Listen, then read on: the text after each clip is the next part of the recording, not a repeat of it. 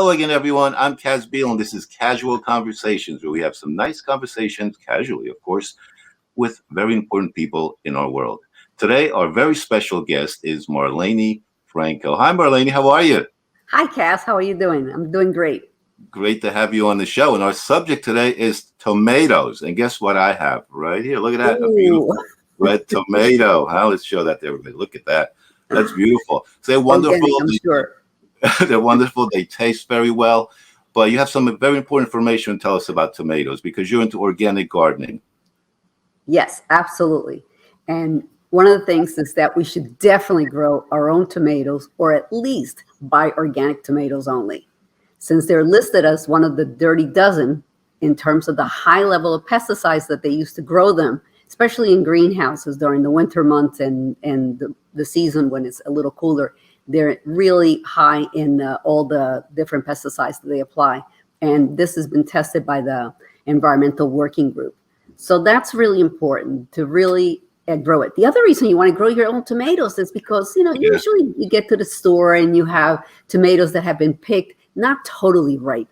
There's nothing like the taste of a really ripe tomato.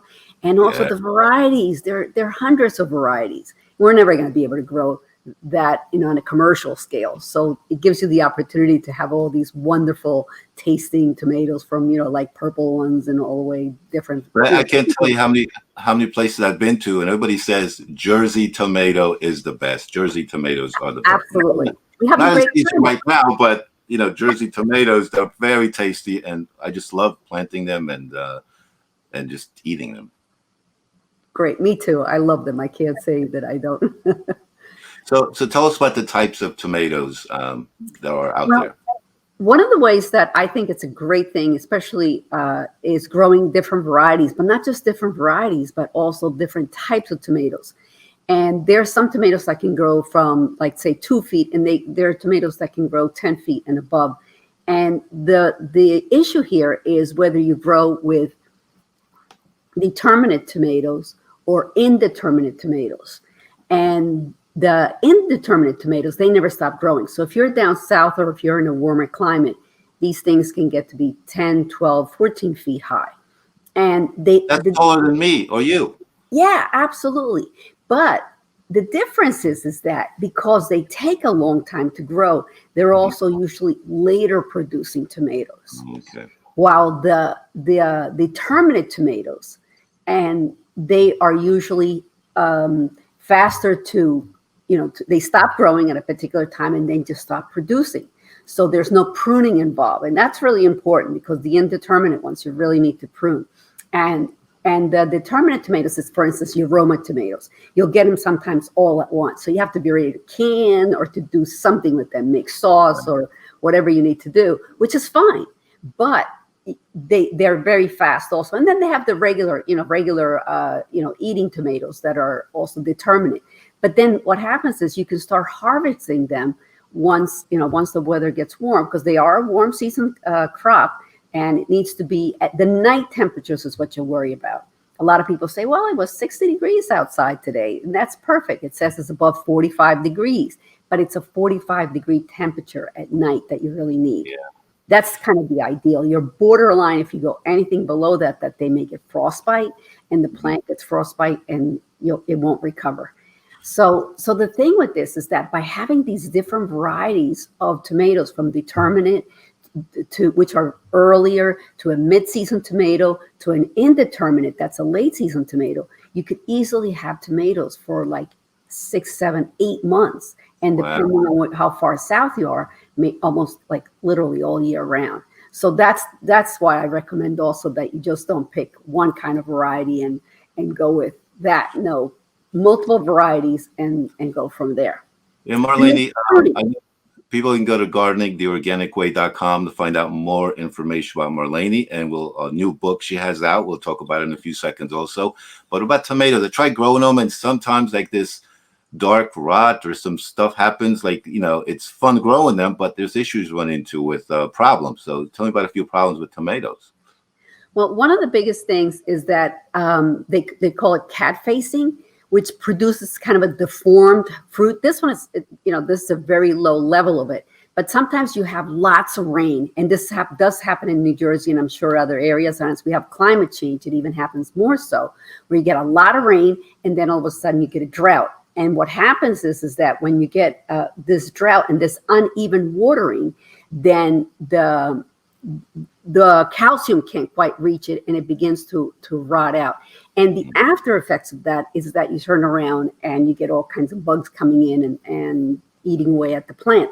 So one way to counteract that is one to have even moisture. And the only way you're going to get that is really if you do some mulching, do straw mulch and a nice thick 2 inches so that you retain that even moisture. So especially in the hot summer months like July and August, at least in the Northeast and in other parts of the country where it gets really, really hot, it's just crazy. So that's the main thing you have to remember about that. What about bugs? Ooh. Oh my God. One of the biggest ones is giant tomato hornworms, which literally they're about 2 inches, and you have aphids and you have Colorado potato beetles as well as flea beetles. I would say the easiest ones to take care of are the hornworms because they're so big. The only thing is you have to find them. It's like you will wake up the next morning and your 2 feet or 3 foot plant could practically be eaten away. You're like, what happened here? Wow. And basically they camouflage themselves because they're green and they'll be hanging from the underside of the leaf, kind of sleeping off during the day because they'll munch away at night. So you have to look for them. And unfortunately, the only thing you can do is kind of crush them, as much as I don't like to kill anything. But that's the only way you can really get rid of them. Flea beetles, it usually happens during the hot, dry summer season. And, you can look at different ways to control them. And I have a lot of information on the website for that, how to control these things. Aphids are much easier to control because in aphids, you just mix some, like a gallon of water with about a tablespoon or so, a table and a half spoon of regular dishwashing soap, and you mix it up with really good. And then you spray the whole plant, especially underneath the plants. And if the plants are big enough, you can also hose them off. And that usually takes care of the, the aphids and stuff. Okay, Marleny, let's talk about your book. It's 251 pages of engaging practical guide and understanding why we should garden organically, as well as every detail on how to garden successfully. How did you get the time to do all that? I literally spent my vacation time doing that. That's what I did. And traditionally I was I ran my own landscaping business. So consequently, in the wintertime, I didn't snowplow. I'm a total snowbird. I would go south or go somewhere and warm. And what I did is I bring my laptop and I wrote as the time go by. And also a lot of people ask me questions constantly. They were asking me about all kinds of things. And that's when I realized that I should write a book explaining and what the needs of the people were, especially if you've never gardened before. And that was really the target. People who have never gardened, there's a lot of assumptions that are made when you know what you're talking about and you assume that other people do too. So I took it from that angle, from that perspective. I don't know anything, and therefore, why should I be organic? Right. What are some of the basic things that you need to plan out before you even start gardening? So I have a whole chapter at that. What is it about organic? What's the basis or the foundation, such as the soil, and how do you improve that? And how do you make it better? And how do you maintain it? Or a lot of people wanted to be self-sufficient without necessarily going out and buying an organic bag of fertilizer. Then I talk about that. And then I went through all the different families of vegetables, at least the most popular ones, like 12 of them. And I explain it not from the point of view of like being in the Northeast or being in the South, or anything, but from the point of view of temperature. What are the right temperatures? So that way it made it simple. Okay, Marleny, about a few seconds left. Why should someone do organic gardening? I know it's a whole book on it. Summarize it in like one sentence or two. Go.